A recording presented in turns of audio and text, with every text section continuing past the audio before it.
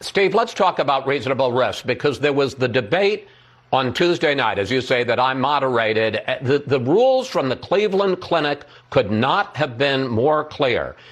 Everyone in the audience was to wear a mask. The president and the former vice president and I were the only ones exempt from that. We've got a picture up on the screen. After the first family came in, they all took off their masks. So did the White House chief of staff, Mark Meadows. Do they think that the health and safety rules for everybody else do not apply to them? No, that's not the reality. Look, everybody was tested before that event, as you well know. Those of us who went first were tested by Cleveland Clinic directly. Everybody who gets on Air Force One for any trip on Air Force One is tested before they get on. Steve, it doesn't matter. Steve, it doesn't matter. Everybody that was in that room was tested. Steve, everybody that was in that room was tested, and the Cleveland Clinic's regulation was it didn't matter. Everybody except for the three of us on the stage was to wear a mask, and people from the Cleveland Clinic came over and offered the first family masks, thinking maybe they didn't have them. They were waved away, and the Commission on Presidential Debates has issued a statement saying, from now on, if you don't wear a mask, you're going to be escorted from the hall. So forget this question of being tested beforehand. Everybody was tested beforehand. No, I'm going to finish my question. Everybody was told to wear a mask. Why did the first family and the chief of staff feel that the rules for everybody else didn't apply to them? Chris, we believe that masks are very useful. The president has worn them on many occasions, including visiting the hospital where he's now a patient. When he was visiting as commander-in-chief as a guest to visit soldiers there, he wore a mask. So we believe in masks. We also believe in some element of individual choice. People were distanced and they had been tested. Both of those things were true in that convention hall. No, Steve, they weren't distanced, and there were rules, and there was no freedom of choice. They broke the rules. I was there. I was there like you were, and they were distanced. Why did they break the rules? Those chairs were not close together. Look. Those chairs were not close together. And again, we also believe that people It doesn't matter, Steve. The rules from the Cleveland Clinic, they were close together, Steve. And the rules from the Cleveland Clinic were everybody wears a mask. Why didn't they?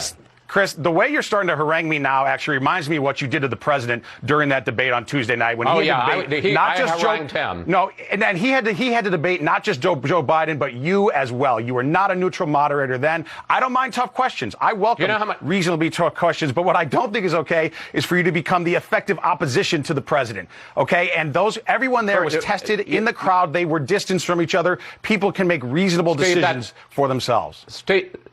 No, they can't. They're the rules, and they'll be kicked out next time. Steve, let me just simply say the president interrupted me and the vice president 145 times, so I object to saying I harangued the president. I know it's the talking point. This is Chris Wallace finally losing his temper after his own life was put at risk at the first presidential debate. Wallace was one of the people directly exposed to Trump during Tuesday's debate, only to find out shortly thereafter that the president would test positive for coronavirus. And so if Chris Wallace seems especially pissed off, it's because Trump's flagrant disregard for the rules could have very well left Wallace himself in the hospital where Trump is right now. And that's because in the Trump campaign's desperation to try and prove that they're somehow invincible and that they can just will this virus into submission by pretending it doesn't exist, 0 members of the Trump family wore masks, despite rules in the Cleveland Clinic mandating that masks be worn. It's a combination of hubris, disdain for the rules, and outright ignorance that should explain pretty effectively why we're in the mess we're in right now. With these people leading the country, it's no wonder that we have 4% of the world's population and 20% of the world's cases. And that mismanagement extends right down to Trump's own family. It's telling, too, that instead of answering the question about why the Trump family didn't follow the rules and wear masks, all Steve Cortes can do is cry victim and pretend that Chris Wallace isn't being fair, just like supposedly he wasn't being fair at the presidential debate.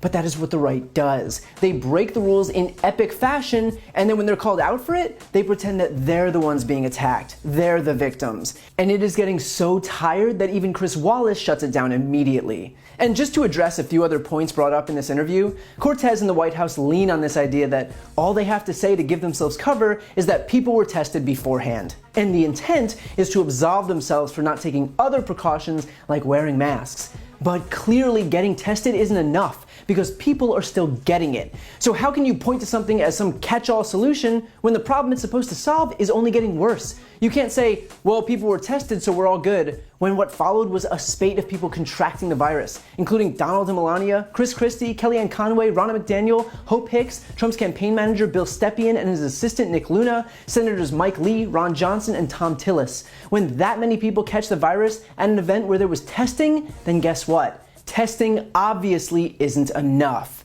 Cortez also offers up some revisionist history that Trump's stance on masks is that they were very useful and he wears them on many occasions, which is just complete BS. Trump has unilaterally politicized the use of masks. As late as Tuesday, at the debate that Chris Wallace himself moderated, Trump literally mocked Joe Biden for wearing a mask. I don't wear masks like him. Every time you see him, he's got a mask. He could be speaking 200 feet away from it. He shows up with the biggest mask I've ever seen. So to claim that Trump has been anywhere close to the right side of history when it comes to masks is simply divorced from reality. But Cortez qualifies the campaign's stance on masks by claiming that they also believe in individual choice. But here's the thing. Someone opting not to wear a mask is not an individual choice if it puts everyone else's life in danger. Someone else not wearing a mask means that anyone they come into contact with could get sick, and then those people will spread it to others beyond them. That is the entire root of the issue here. Masks aren't a personal solution, they're a public health solution. Consider too, we have speed limits in cars to keep other people safe. You don't get to just drive 200 miles an hour and claim that it's a personal freedom. We have dress codes like wearing clothing in public. You don't get to just walk around naked and claim that it's a personal freedom. We have rules in this country that people abide by. You don't get to just do whatever you want and then crow about how this is America and we have freedom here. The fact is that people like Steve Cortez and the rest of this administration can cook up whatever excuse they can think of to try and absolve themselves of the damage they've done and continue to do to this country. But with so many Republicans testing positive for this virus, they've become monuments to their own mismanagement. They can't protect this country if they can't even protect themselves.